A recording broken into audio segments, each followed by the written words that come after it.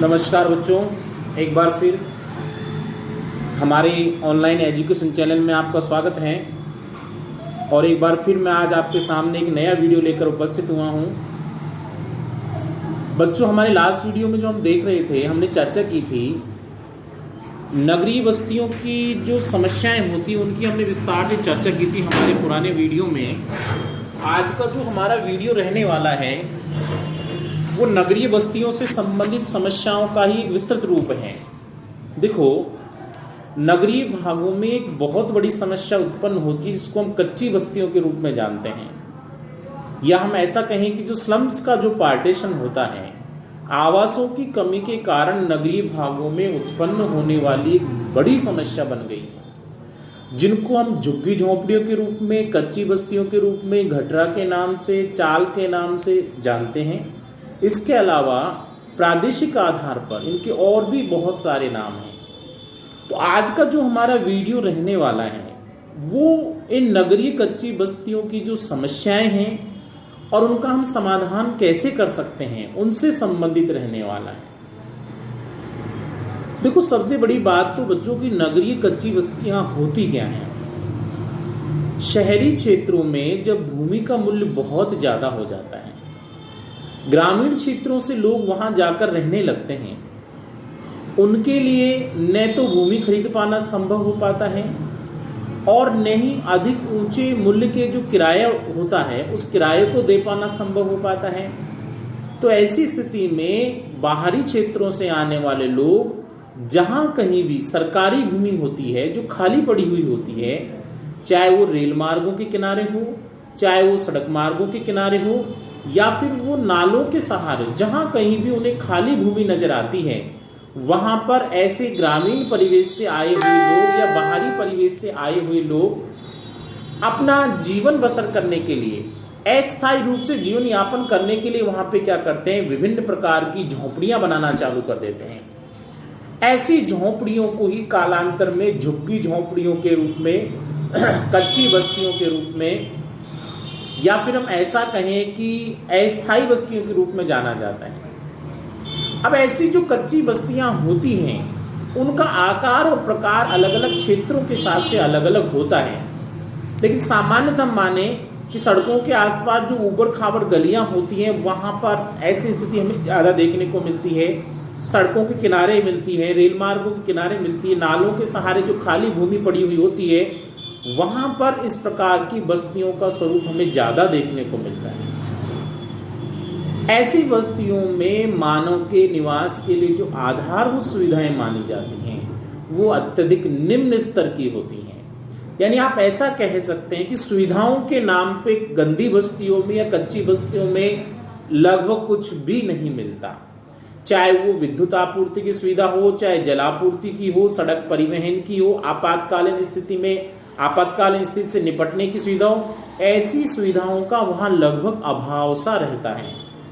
और by chance जो सुविधाएं देखने को मिलती भी हैं तो उनका स्वरूप इतना निम्न स्तर वाला होता है कि वो लगभग नए के समान प्रतीत होती हैं। ऐसी बस्तियों में जो मकान पाए जाते हैं उनकी कुछ सामाजिक और आर्थिक विशेषताएं होती हैं, लक्षण होते हैं कि जो कच्ची बस्तियां होंगी उनमें कैसी स्थिति हमें देखने को मिलने वाली है। ध्यान दीजिएगा बच्चों, ऐसी स्थिति में मकान जो होने वाले हैं वो टूटे फूटे होने वाले, जीर्णशील मकान होने वाले हैं। खुली जगह का लगभग अभाव सा मिलता है ऐसी बस्तियों में, क्योंकि आपको पता है बस्तियां बहुत ही संकुचित या नजदीक मकान बने होते हैं। तो ऐसे आसपास नजदीक मकान बने होने के कारण उनमें न तो पर्याप्त मात्रा में हवा पार हो पाती है, न पर्याप्त मात्रा में प्रकाश आ पाता है, न ही पर्याप्त पेयजल की व्यवस्था होती है, और साथ साथ में जो स्वास्थ्य संबंधी दशाएं होती हैं उनका भी स्तर बहुत ही घटिया देखने को मिलता है। मानव के लिए सबसे अहम जिसको हम बोले शौचालय की सुविधा है उसका तो लगभग अभाव सा पाया जाता है, क्योंकि वहां पे शौचालय होते ही नहीं हैं। ज्यादातर लोग अपनी दैनिक क्रिया का निर्वहन करने के लिए खाली पड़ी भूमि का यूज करते हैं। तो ऐसी भयंकर स्थितियां वहां देखने को मिलती है कि मनुष्य का जो जीवन है वो अत्यधिक नारकीय जीवन के रूप में हमें देखने को मिलता है। ऐसी जो कच्ची बस्ती वाले क्षेत्र होते हैं बच्चों, उसमें बहुत अधिक जनसंख्या पाई जाती है, बहुत भीड़ भाड़। एक छोटे से मकान में 10 से 15 लोग निवास करते हैं। बस्तियों के बीच में जो गलियां मिलती है वो इतनी छोटी होती है कि उनमें से ढंग से किसी चौपहिए वाहन का या 4 व्हीलर का निकलना तो दुर्भर की बात है, 2 व्हीलर बड़ी मुश्किल से निकाला जा सकता है। पतली सकड़ी और घुमावदार गलियां मिलती हैं। ऐसी गलियों के कारण बहुत सारी गंभीर खतरों के उत्पन्न होने की समस्या हर वक्त बनी रहती है। कब कौन सी घटना घटित हो जाए, ऐसी बस्तियों के बारे में कुछ भी नहीं कहा जा सकता।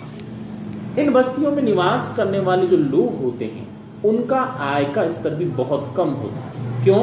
क्योंकि ज़्यादातर ऐसे लोग या तो किसी मजदूरी का कार्य करते हैं या फिर बहुत ही जो हम ऐसा कि छोटे स्तर का कार्य करते हैं जिनसे उनको आमदनी बहुत कम होती है। कचरा बीनना, या फिर हम ऐसा कहें कि मजदूरी करना, या फिर हम देखें कि घरों के अंदर जो नौकरी करने का कार्य होता है, जैसे कि घरेलू नौकर जिसको हम कह सकते हैं, ऐसे कार्य करते हैं। तो ऐसी स्थिति के कारण इनकी जो पारिवारिक आमदनी होती है वो बहुत कम होती है, और आमदनी कम होने के कारण ये लोग पर्याप्त मात्रा में पोषण भी प्राप्त नहीं कर पाते, और पर्याप्त पोषण न होने के कारण इन लोगों में विभिन्न प्रकार की बीमारियों के उत्पन्न होने का खतरा हमेशा मंडराता रहता है। तो ऐसी स्थिति के कारण जो कच्ची बस्तियों के निवासी होते हैं उनमें विभिन्न प्रकार की संक्रामक बीमारियों के फैलने का हमेशा संभावना बनी रहती है।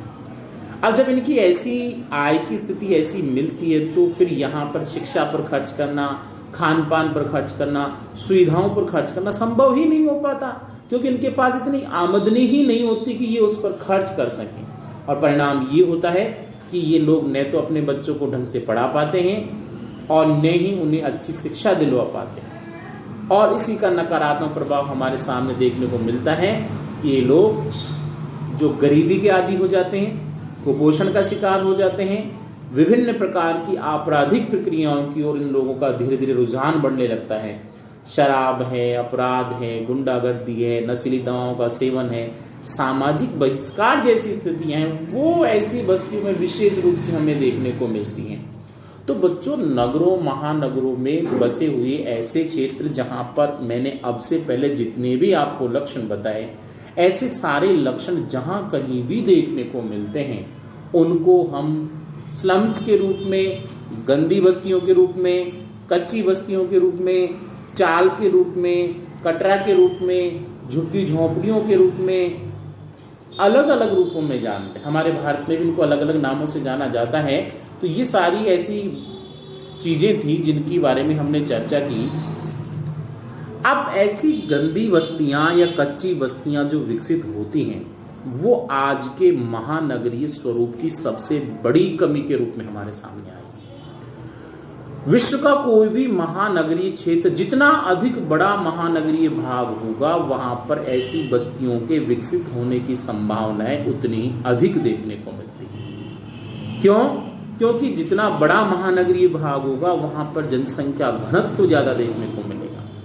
जनसंख्या घनत्व, जनसंख्या का वितरण अधिक मिलेगा तो वहां पे मकानों की कमी ज्यादा देखने को मिलेगी, और जितनी अधिक मकानों की कमी होती जाएगी वहां पर बाहरी लोगों के द्वारा, जो अल्प आय वर्ग के लोग हैं, मजदूर वर्ग के लोग हैं, उनके द्वारा सरकारी जगहों पर ऐसी अस्थायी झुग्गी और झोंपड़ियों का लगातार विकास करना प्रारंभ हो जाएगा, और धीरे धीरे इन झुग्गी झोंपड़ियों का आकार बढ़ता जाएगा, और परिणाम ये होगा कि 1-2 व्यक्तियों के द्वारा प्रारंभ किया गया झुग्गी झोंपड़ियों का ऐसा स्वरूप अंततः एक बड़ी कच्ची बस्ती के रूप में, एक बड़ी झुग्गी झोंपड़ी वाली बस्ती के रूप में परिवर्तित हो जाएगा।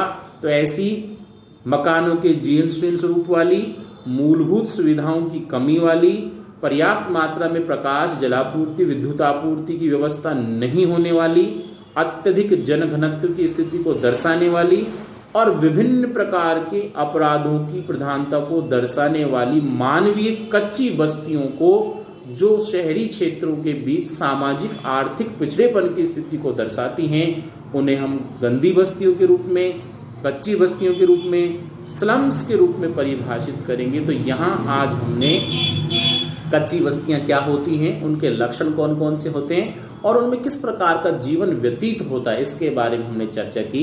हम हमारे नेक्स्ट वीडियो में चर्चा करेंगे इन कच्ची बस्तियों की समस्याओं को किस प्रकार से दूर किया जा सकता है, कौन कौन सी समस्याएं देखने को मिलती हैं और उनके संभावी जो उपाय होते हैं वो कौन कौन से हो सकते हैं। तो आज का ये हमारा वीडियो बच्चों यहीं समाप्त होता है। धन्यवाद।